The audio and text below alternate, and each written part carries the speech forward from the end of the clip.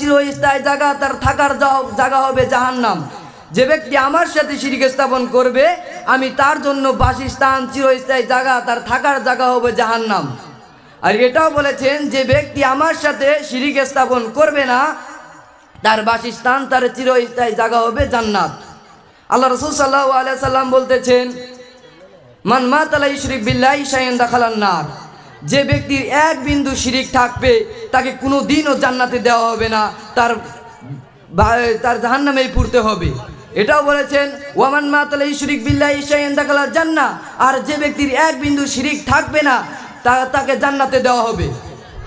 আল্লাহ রাব্বুল আলামিন বলতেছেন, ওয়ামা খালাকতুল জিন্না ওয়াল ইনসানু ইল্লা লিয়াবুদুন।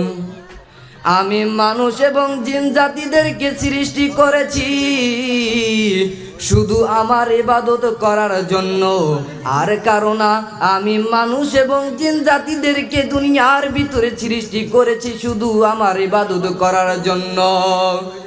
কত ব্রেন দিয়া বানাইলাম, কত জিনিস দিয়া মানুষকে বানাইলাম।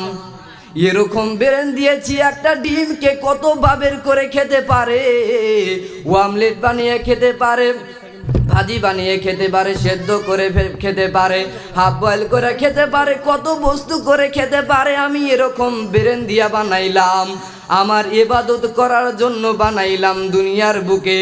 তাথিয়া গাছকে পূজা করেছে, মূর্তিকে পূজা করছে, পাথরকে সেজদা মারছে, মেরে মেরে পাথরকে সেজদা মারছে। ও আমার প্রতিপালক, ও আমার আল্লাহ, আমি দুনিয়ার বুকে গুনাহ করেছি, আমি দুনিয়ার বুকে গুনাহ করেছি, আমাকে মাফ করে দাও।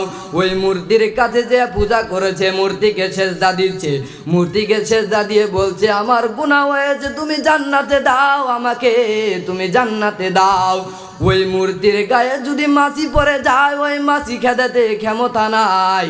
ওই মূর্তির গায়ে যদি মাছি পড়ে যায়, ওই মাছি সরাতে ক্ষমতা নাই। সামনে কত খাওয়ার, কত কলা, কত আম লিচু দিয়ে থয়, ওই খাওয়ার কোনো ক্ষমতা নাই। তোমাকে কিরকম করে জান্নাতে নিয়ে যাবে, তোমাকে কিরকম করে জান্নাতে নিয়ে যাবে? তোমার তো লজ্জা পালা উচিত। তোমাকে এত সুন্দর করে বানাইলো মানুষকে আল্লাহ রব্বুল আলামিন। আল্লাহ রব্বুল আলামিনের যদি ফায়দা না হয় তোমাকে বানিয়ে, তাহলে তোমাকে কিসের জন্য বানাইলো? তোমাকে দুনিয়ার বুকে ইবাদত করার জন্য বানাইলো। তুমি দুনিয়ার বুকে তুমি রং তামাশা করে বেড়াচ্ছ, তুমি দুনিয়ার বুকে জুয়া খেলছো, মদ গাঁজা খাচ্ছ, লুডু খেলাচ্ছ। তুমি দুনিয়ার বুকে আল্লাহ রব্বুল আলামিনের কাছে দিয়ে তুমি কি জবাব দিবে? তুমি আল্লাহ রব্বুল আলামিনের কাছে কি জবাব দিবে? আল্লাহ রাসূল সাল্লাল্লাহু আলাইহি সাল্লাম বললেন, ওমান মান আল্লাকা তামিমাতান ফাকাদ আশরাক। যে ব্যক্তি তাবিজ নেবেন সে ব্যক্তিও শিরিক করলো। আল্লাহ রাব্বুল আলামিন বলছে, যে ব্যক্তি তাবিজ নেবেন তার উপর থেকে আমি রহমত, নাজিল, বরকত, মার্জি, প্লাজি, প্রোটেকশন, ফাবিয়ার লট আমি আল্লাহ রাব্বুল আলামিন তার উপর থেকে উঠিয়ে নিই। আর যে ব্যক্তি এক বিন্দু শিরিক করবেন, রাসূল সাল্লাল্লাহু আলাইহি সাল্লাম বলছেন, it there is a point of শিরিক। যে ব্যক্তি এক বিন্দু শিরিক করবে, Allah we give to the paradise, Allah রাব্বুল আলামিন তাকে কোনো দিনও জান্নাতে দিবে না, যারা জিন্দেগি পর জাহান্নামে জ্বালা রাখবে। আল্লাহ রাব্বুল আলামিন এটা বললেন। তাহলে আমাদের শিরিক করা যাবে না। কি কি কাম করলে আমরা শিরিক করি? আমরা উড়তে বইতে শিরিক করতেছি।